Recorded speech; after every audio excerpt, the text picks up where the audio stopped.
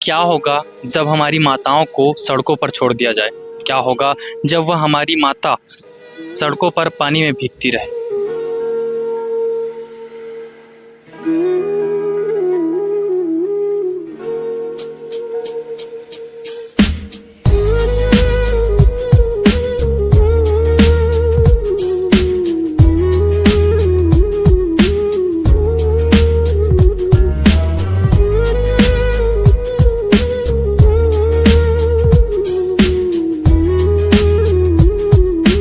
हमारी गौ माता के लिए भी देखो आप, इतना बड़ा आलीशान जो घर है आप देख पा रहे होंगे, कितना बड़ा महल बना हुआ है।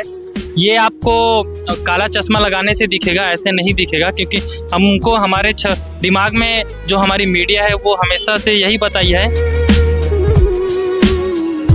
अगर एक गौ माता खत्म हो जाए या तो कहीं एक्सीडेंट में चली जाए, उसको देखने वाला कोई नहीं होता।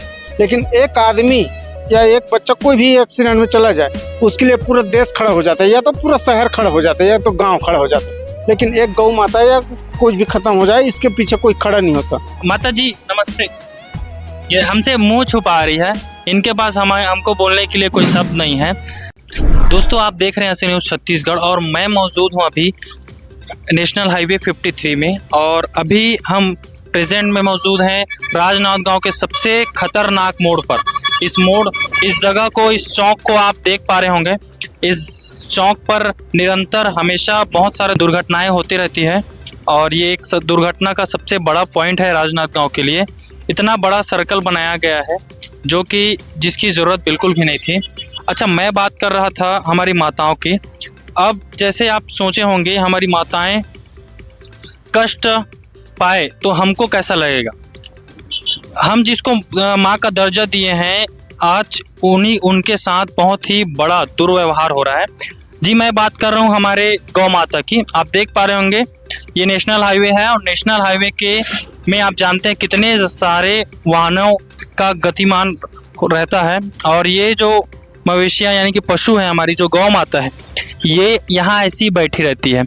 अभी ये किनारे पर है। जब मैं इस रास्ते से गुजरता हूँ, ये जो पशु हैं बीच रास्ते पर होते हैं, और आप निरंतर ऐसे बहुत सारे जगह, हर जगह छत्तीसगढ़ ही नहीं पूरे भारत में इनकी स्थिति ऐसी है। तो क्या ये हमारे लिए माता तभी होती है जब देश में या फिर राज्य में चुनाव आता है? क्योंकि जब चुनाव आता है तब इनके नाम से वोट मांगा जाता है, और वो वोट मांगते हैं और वो जीत भी जाते हैं, क्योंकि हमें इनकी जो वैल्यू है हमको पता है। अब ये बोल नहीं सकते, किंतु इनको समझने की ज़रूरत हमको है। क्या पिछली सरकार ने जब एक मुहिम चलाई थी नरवा गरवा घुरवा बारी, किंतु उसको वर्तमान की जो सरकार है वो बंद कर दी है। तो क्या छत्तीसगढ़ में पैसों की कमी है? क्या छत्तीसगढ़ में पैसे जो आ रहे थे वो गौशाला में ज़्यादा हो रहे हैं? गौशाला में जो आय है वो निरंतर ख़त्म हो जा रहा है? क्या छत्तीसगढ़ का पैसा पूरा हमारी गौ माता के लिए प्रयोग किया जा रहा था, जिससे जो आय है वो ख़त्म हो गया? तो ये बहुत सारे सवाल हैं, क्योंकि बीजेपी जो सरकार है, अभी वर्तमान की सरकार है जो, और उसकी सरकार केंद्र में भी है, तो वो अपने आप को एक डबल इंजन की सरकार कहती है। किंतु डबल इंजन की सरकार होने के बावजूद ये हमारे पशुओं के लिए, हमारी माताओं के लिए क्यों कुछ नहीं कर पा रही है? बहुत सवाल ये है कि जब वो राजनीति करती है तो हमारे गौ माता एवं हमारे जितने भी हमारे पशु हैं उनके लिए चुनाव में एक मुद्दा बनाया जाता है, और वो जीत भी जाती है। लेकिन हमारी दुर्दशा, हमारे देश की दुर्दशा और हम खुद की, क्योंकि ये मवेशियाँ कहीं ना कहीं हमारे घर की है, तो गलती भी हमारी ही है। तो ऐसे में सरकार को क्या क्या मुहिम चलाना चाहिए और क्या क्या कदम उठाना चाहिए, ये आप अपना हमारे कमेंट सेक्शन में ज़रूर बताएं। और आप ये भी बताएं कि क्या आपके इलाके में ये स्थिति बनी हुई है, और कौन कौन से इलाके में ये स्थिति आप देख पा रहे होंगे। ये तो अभी छोटा सा है। जितने भी जगह देखेंगे, जैसे हमारे वीडियो में आप देख पा रहे होंगे, हमने राजनांदगांव के पूरे इलाके को, हमने रास्ते में जितना भी इलाका देखा, हर जगह, हर चौक चौराहों पर, बड़े चौकों पर जो मवेशियाँ हैं, जो पशु हैं, वो बैठे हुए हैं, सड़कों पर बैठे हुए हैं, दुकान के सामने बैठे हुए हैं। यानी कि जो गाड़ियाँ जो गतिमान है उस जगह पर बहुत सारे पशु बैठे हुए हैं। और उसकी सुरक्षा की जिम्मेदारी कौन लेगा? क्योंकि ये तो नगर निगम की सुरक्षा की जिम्मेदारी है, किंतु वो तो कदम नहीं उठा रहे हैं। और जब कभी कुछ होता है, क्या इन पशुओं को त्योहारों के लिए बस पूजा जाएगा? क्योंकि अभी जैसे नवरात्रि आएगा, ये हमारे लिए एक देवता का रूप ले लेंगे और इसके लिए पूजा करेंगे। तो ये कैसे हो रहा है? क्योंकि कहीं ना कहीं हमारी भी गलती है, क्योंकि सरकार पर जो बैठे हैं उनको हम ही चुन कर लाए हैं। तो ये उन सभी जो गौ सेवक दल हैं, राजनीतिक दल है, उन सभी के पास जाना चाहिए ताकि वे इनके लिए एक्शन उठाए। ये नेशनल हाईवे पे भी भैया गाड़ी से आ रहे थे, उन कुछ सामान पकड़े हुए हैं, उनका सामान गिर गया था। अभी भैया से बात करेंगे कि इनको क्या क्या समस्याएं होती है, ये भी देखते हैं। हमेशा गाड़ी पे चलते हैं, आप भी चले होंगे तो आपको भी क्या समस्या है वो आपको बताना है। फिलहाल अभी भैया बताएंगे। भैया, जैसे जितने भी हमारे पशु हैं, आप देख पा रहे होंगे छत्तीसगढ़ में जब से गौठान जो बंद हुआ है, तब से जितने भी हमारे मवेशी हैं वो सड़कों पर आ गए हैं। तो उनसे आपको क्या क्या समस्याएं झेलनी पड़ रही? इससे बहुत बड़ी समस्या है भैया, हम सभी को।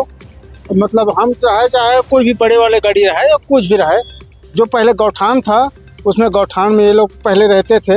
अब गौठान बंद होने के बाद ये पूरा मवेशी सड़क में हो रहे हैं और इसके चलते बहुत बड़े एक्सीडेंट भी हो रहे हैं। और ये लोग भी बहुत जगह जगह जहाँ भी देखो इसका एक्सीडेंट हो रहा है। इससे ज़्यादा तो भाई इसकी मौत बुरी तरह हो रही है। तो इसका मैनेजमेंट का मतलब कौन देख रेख कर सकता है और इसका कारण क्या हो सकता है?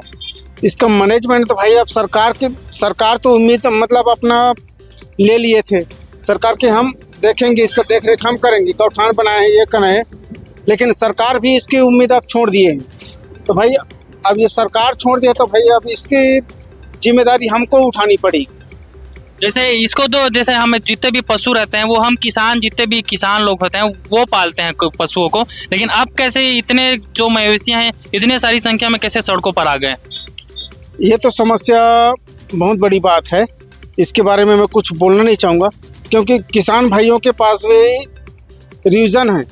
किसान भाइयों के क्या करते हैं, चाहे मेरी बात हो या कोई भी किसान भाई की बात हो, जब तक काम है हम इससे काम लेते हैं। जब तक गाय दूध दे रही हो दूध लेते हैं। अब जब गाय दूध देनी बंद कर दी या तो फिर बैल भैया काम करने लायक ना हो तो हम रास्ते में छोड़ देते हैं। सबसे बड़ी रीज़न हमारी है, तो जिम्मेदारी हमारी बनती है, हम किसानों की। जैसे कभी कभी ऐसे एक्सीडेंट में जो हमारी गौ माता है वो दुर्घटना का शिकार हो जाती है, फिर भी हमको इसको देखने के लिए कोई नहीं आता है। उस स्थिति में हमारी गौ माता के लिए आपके अंदर क्या पीड़ा उत्पन्न होती है? भाई उस समय जो पीड़ा उत्पन्न होती है हम तो जाहिर नहीं कर सकते हैं। अगर एक गौ माता खत्म हो जाए या तो कहीं एक्सीडेंट में चली जाए, उसको देखने वाला कोई नहीं होता। लेकिन एक आदमी या एक बच्चा कोई भी एक्सीडेंट में चला जाए, उसके लिए पूरा देश खड़ा हो जाता है, या तो पूरा शहर खड़ा हो जाता है, या तो गांव खड़ा हो जाता है। लेकिन एक गौ माता या कुछ भी खत्म हो जाए, इसके पीछे कोई खड़ा नहीं होता। जैसे हमारे भारत देश में गौ माता को एकदम देवी देवता का दर्जा दिया है, तो आपके अनुसार मतलब ये देवी देवता सिर्फ नाम मात्र का है? हाँ, ये तो जाहिर है भाई, नाम मात्र ही रखे हैं इसको, लेकिन देवी देवता मानते हैं लेकिन पूछते नहीं है इसको। धन्यवाद भैया, बहुत बहुत धन्यवाद भैया। ये जो जगह है देखो आप सामने नेहरू नगर लिखा है, एकदम मस्त लाइटिंग, रेड कलर का लाइट पड़ रहा है। उसके बाद यहाँ पर जलाराम फास्ट फूड रेस्टोरेंट है, अच्छा है। देख लो जगह जो है बहुत अच्छा क्लीन है। और हमारी गौ माता के लिए भी देखो आप, इतना बड़ा आलीशान जो घर है, आप देख पा रहे होंगे कितना बड़ा महल बना हुआ है। ये आपको काला चश्मा लगाने से दिखेगा, ऐसे नहीं दिखेगा, क्योंकि हमको हमारे दिमाग में जो हमारी मीडिया है वो हमेशा से यही बताई है कि हमारी गौ माता के लिए सरकार द्वारा बहुत सारे योजना के तहत कार्य किए जा रहे हैं। तो यही चीज़ है। देख आप कितने साफ सुथरे जगह पे हमारी गौ माता है। यहाँ पर हम बैठ भी सकते हैं, कितना अच्छा है। यहाँ सो भी सकते हैं, क्योंकि जब हमारी गौ माता यहाँ बैठी है तो हम भी बैठ सकते हैं, क्योंकि ये तो हमारी माता है जिसको हम भगवान का दर्जा देते हैं। पीछे से देख पा रहे होंगे कितनी गाड़ियाँ चल रही है, और इस गाड़ियों के आवाज़ यानी कि ये एक साउंड है जिसको हमारी गौ माता जो सुनती है, ये म्यूजिक जैसा प्रतीत होता है। आराम से बैठे हुए हैं, इनके पट्टे में पट्टा लगा हुआ है गर्दन में, देख पाने इधर भी है और इधर भी है। और जो सड़क है एकदम साफ सुथरा है। ये जो सड़क है ये हमारी माताओं के लिए ही बनाया गया है। आप देख पा रहे होंगे कितनी सुविधाजनक हैं, आजू बाजू से गाड़ियाँ निकल रही है, बाकायदा इनके लिए जगह छोड़ा गया है। उधर भी आप देख पा रहे होंगे, उधर भी एक बैठे हुए हैं हमारी मवेशियाँ, पशु। तो ये सुविधाएं इनको मिल रही है। तो जब भी आप सड़कों पर चले और जब भी आपको सड़कों पर हमारी गौ माता दिखे पशु दिखे, तो आपको हमेशा से एक काला चश्मा रखना है। उस काले चश्मा से को आप जब पहनेंगे तब इनकी जो सुविधा है, इनका जो महल है वो दिखाई देगा। आप एक पा रहे हैं इधर, ये देख लो, ये स्विमिंग पूल है।